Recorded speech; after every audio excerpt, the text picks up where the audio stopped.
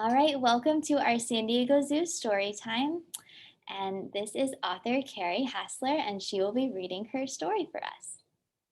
Hi, everybody. Yes, I'm Carrie Hasler, and I write children's books for the San Diego Zoo. And I'm here today with my friend, Priya the Pangolin. And we're going to read together my book, A Wish for Pangolin. You may not know so much about pangolins. Well, guess what? I didn't really know that much about pangolins either before I wrote the book. So before I read my story, I'd like to share with you some of the really cool facts that I learned about pangolins while I was writing the book. So I'm going to start off with that, and I've got some photos to share with you as well. So I'm going to switch over to my slideshow. So just bear with me for just one moment.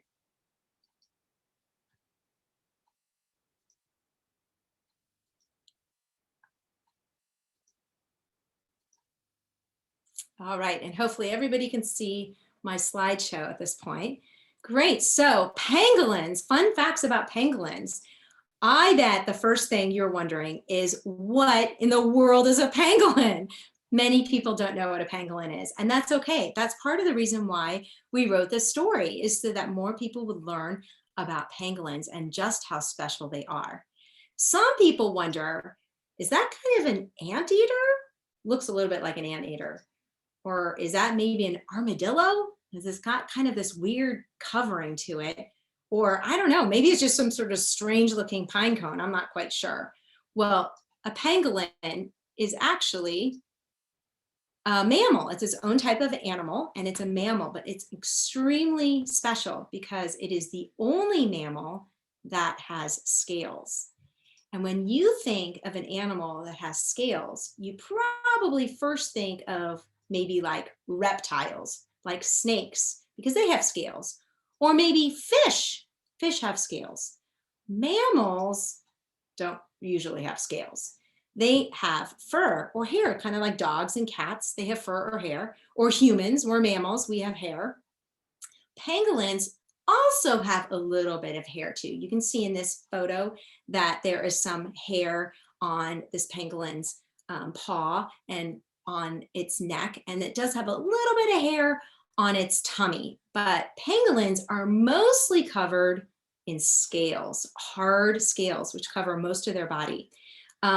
Their scales remind people a lot of artichokes or of pine cones, or even sometimes of pineapples. Their texture and their pattern kind of remind people of that.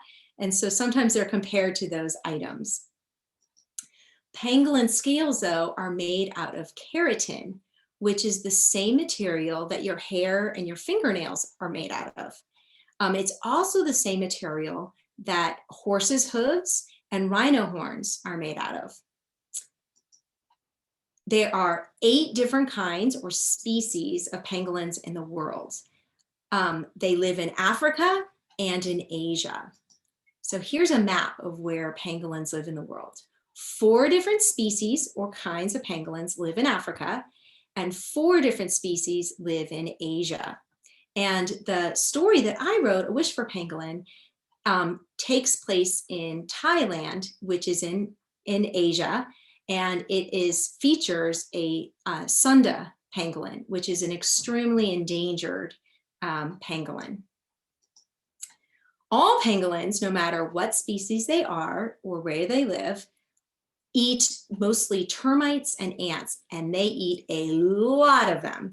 Pangolins don't have any teeth, but they do have very sharp claws and extremely long tongues, and they use their claws to dig through termite mounds, and then they slurp up thousands of termites or ants at a time.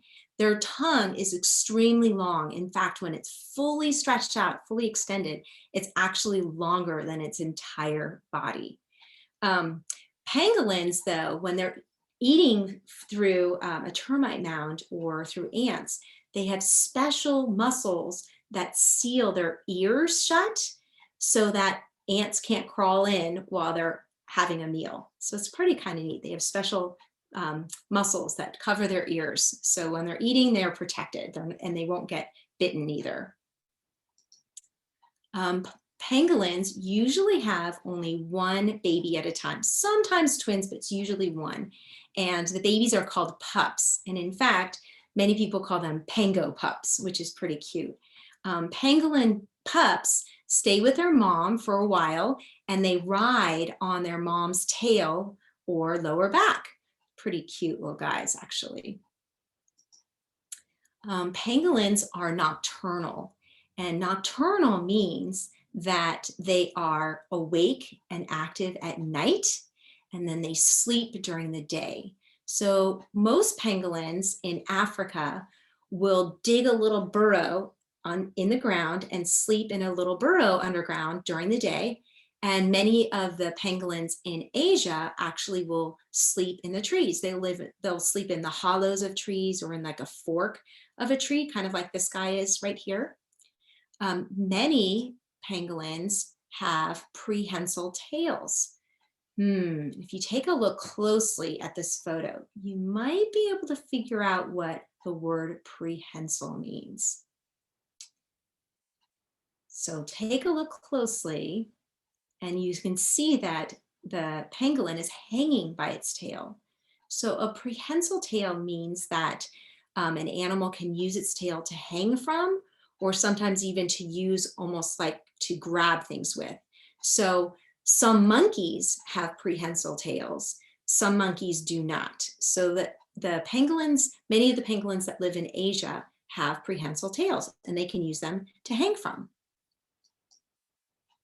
One thing that's very special about pangolins is that when they feel scared or threatened, they roll up into a tight little ball, and they use their scales to protect themselves. It becomes kind of like a little shield. Their scales are so hard that an animal, a predator, can't really bite into a pangolin. So it really does protect that animal, especially since pangolins don't have any teeth. Their main form of defense, the main way that they protect themselves, is to roll up into this tight little ball. And if a mother has a baby, the baby will roll up into a little ball, and then the mother will roll up into a ball around her baby. And again, this really helps to protect them against predators like lions in Africa. But unfortunately, rolling up into a ball doesn't protect them from their greatest threat, which is sadly humans. Pangolins are being hunted illegally for their scales. And when something is illegal, that means it's against the law. And sadly, some people think that their scales have special medicine in them. But their scales, remember, they're just made out of keratin, which is the same thing as your hair and your fingernails. And I don't know about you, but my hair and fingernails don't have any special medicine in them. So it's not true that they have special medicine, but some people think that they do.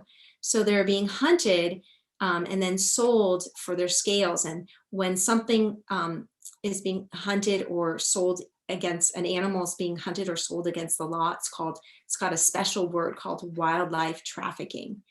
And so unfortunately, there are a lot of pangolins disappearing from the earth, which is sad, but there is hope.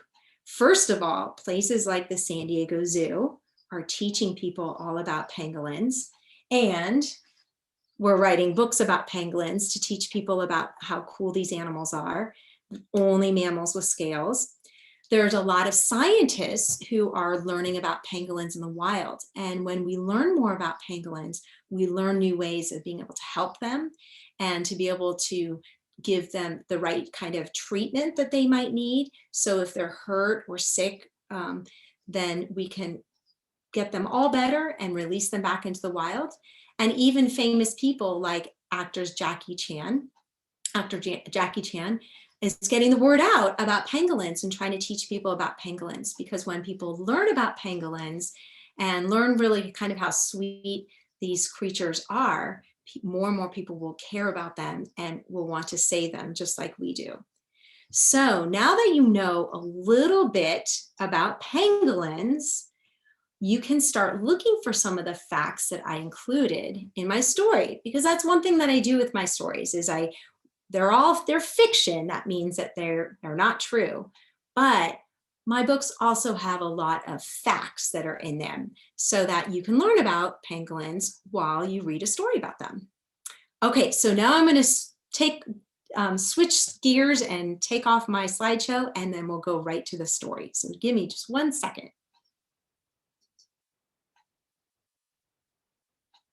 Okay, great. Okay, so here we go. My book is called A Wish for Pangolin, and of course it's about pangolins, but it's also about wishes. And when you're reading this with me, you can think about some of the things that you wish for as well.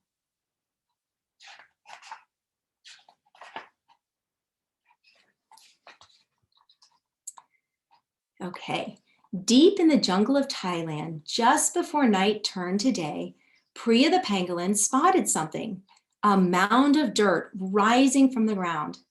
Look, Chatri, termites, she pointed out to her pup. With her sharp claws, Priya dug through the termite mound to reveal a feast. Chatri moved himself down toward her nose. The two pangolins slurped up termite after termite with their long, sticky tongues.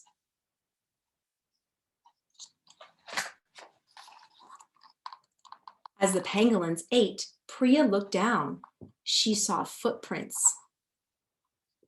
Chatri, it's not safe here. Hurry, Priya called anxiously. Chatri crawled up his mother's tail and clung to her back. The pangolins quickly scurried to their fig tree home. Its enormous roots spread across the jungle floor like tentacles. Priya began expertly climbing with Chatri riding piggyback. High up in the tree, where a branch met the trunk, the pangolin slipped into the safety of a hollow, just as the dawn was breaking.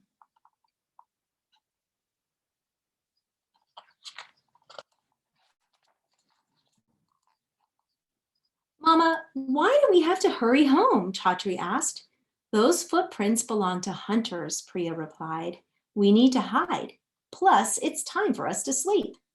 But why do we sleep during the day?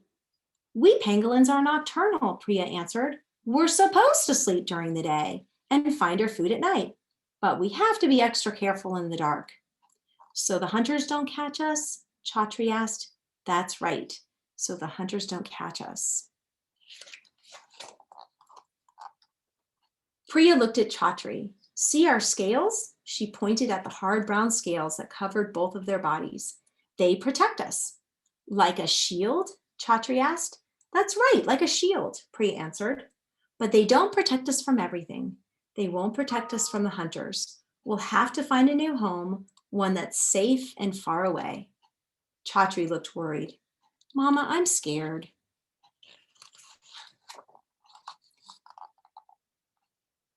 Priya curled her tail around her pup. Chatri, did you know that your name means brave knight? That's a true story. It does mean brave knight. Your scales are like a coat of armor, just like what a brave knight wears. You will have to be brave, Priya continued. I know you can do it. Chatri looked down at his scales. Our scales make us look like an artichoke, Chatri realized. Or a pine cone, his mother replied. Or even a pineapple. Priya and Chatri giggled. Comforted, Chatri curled up with his mother and fell asleep. Just as the bright light of the afternoon sun began to soften into dusk, the pangolins woke up. It was time to begin their search for a new home. With Chatri on her back, Priya cautiously made her way along the forest floor, always on the lookout for more footprints. She used her strong sense of smell to detect human scent. Hold on tight, Chatri, she said, and be very quiet. Deeper into the forest they went. Priya saw fewer and fewer footprints. This must be the right direction, she thought. When they approached a clearing, Priya paused. Look, Mama, Chatri whispered. Together they looked up at the full moon, which hung in the sky like a pearl. It's beautiful, she replied, but a full moon would also make it easier for hunters to see them. We must stay in the shadows, Chatri.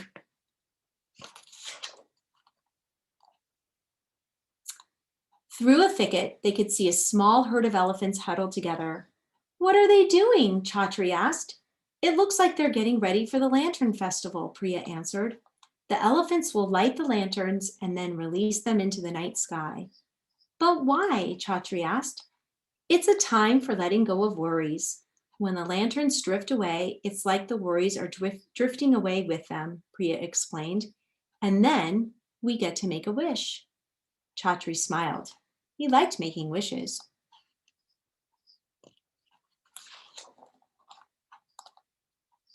Suddenly, the pangolins heard a rustling in the leaves and brush. Something was approaching. In one swift move, Priya turned over, hugged Chatri, and rolled into a tight ball around him. Priya could feel her heart pounding. She tightened her coil around Chatri, and Chatri made a wish that his coat of armor would indeed make him a brave knight.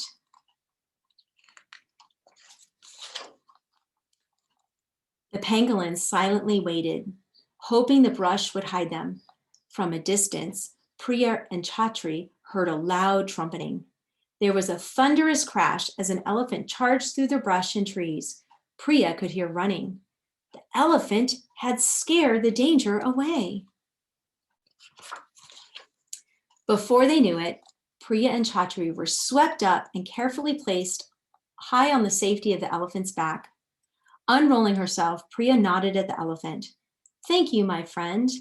You're very welcome, the elephant said with a smile. I will take you to a new home high on the hill where the hunters cannot find you. With her size and strength, the elephant easily carried the pangolin pair up the hillside. When they reached the bank of a swiftly flowing river, they stopped. The other side is very steep, too steep for the hunters, the elephant explained. The gibbon will take you to the tallest tree. There is a hollow at the top where you will be safe. On the other side of the river, a gibbon waited.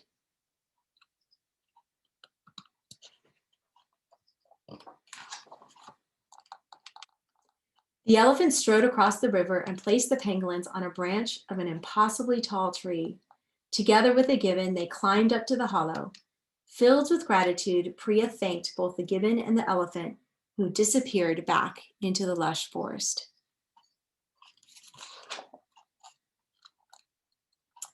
Safe at last, Priya and Chatri sat high in a branch where they could see across the whole forest. Mama, I see the lanterns, Chatri announced. Like glowing jellyfish carried by ocean currents, the elephants' lanterns emerged from the clearing and floated above them in a beautiful sea of light. As the lanterns drifted into the sky, the pangolins could feel their hearts lighten, their worries carried away. Priya and Chatri snuggled together under the sky's magical glow. Let's make a wish, Mama, said Chatri with a smile. And together they did. And so my question for my readers is, what do you think they wished for? And secondly, what would be your big wish if you had a wish that would lift your worries away? So I don't know if if anyone would like to answer what they think the pangolins wished for, but we'd love to hear from you. Looking for. You're welcome to unmute if you want to share your answer.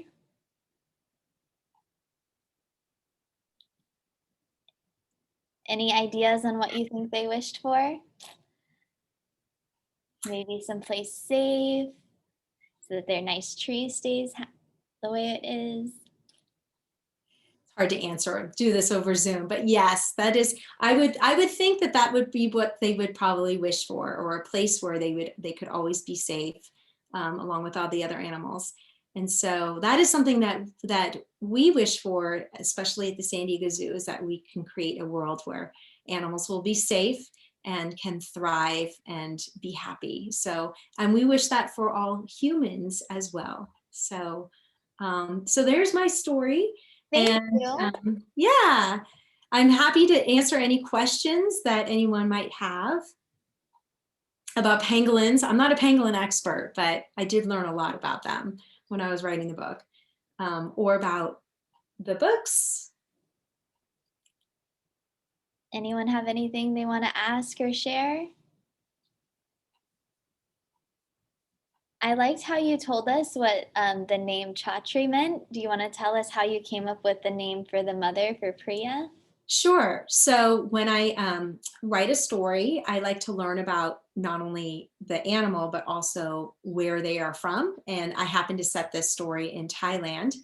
And the I did research names for what are popular names in Thailand. And so Priya is a fairly popular name for girls or women. And Chatri is actually also a fairly popular name for boys. And it also happens to mean brave knight. So that was just a perfect match. I also have a friend who is from Thailand who kind of also helped give me some insight about the names and what would be good choices. And there is actually a real festival in Thailand called Yi Peng, which is a lantern festival. And it's a little bit like a like something you do in the new year. So people gather and light lanterns together and release them into the sky.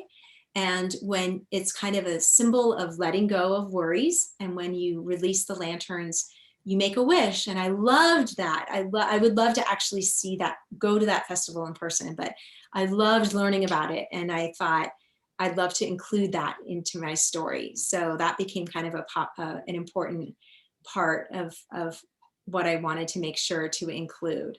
So anyway, that was and elephants, Asian elephants and gibbons all live in that same region as well. So we want to make sure that the other animals that we include in our stories live in that same region too. Nice. Yes. Yeah. I see someone turn their camera on. Did you guys have a question or a comment you wanted to share or ask?